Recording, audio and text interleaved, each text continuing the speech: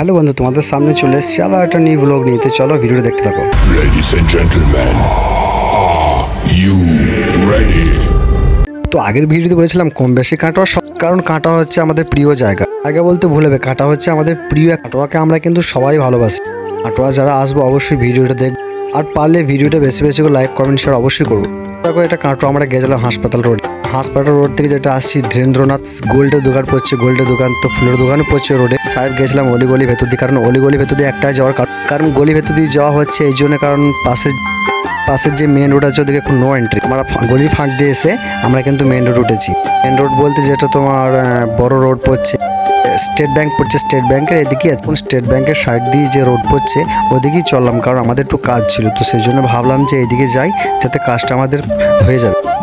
তো ওই জন্যই আমরা অন্য কোনো রাস্তা দিয়ে গেলাম না। তো সেই জন্য আমাদের কাজের জন্য সুবিধার জন্য আমরা মেন রোড, কারণ ভিডিওটা এটুকুই শেষ করলাম। কারণ ভিডিও যদি ভালো লেগে থাকে অবশ্যই লাইক কমেন্ট শেয়ার করে দেবে। আরেকটা জিনিস দেখো, তো কাটোয়াতে একটা বাজার এসছে। দেখো বাজারের নাম হচ্ছে তো বন্ধুরা, বাজারটা কাটোয়াতে আছে। বাজারের নাম হচ্ছে বাজার কলকাতা। এখানে শপিং করতে অবশ্যই আসবে, আর ভিডিওটা বেশি বেশি করে একটু শেয়ার করে দিও।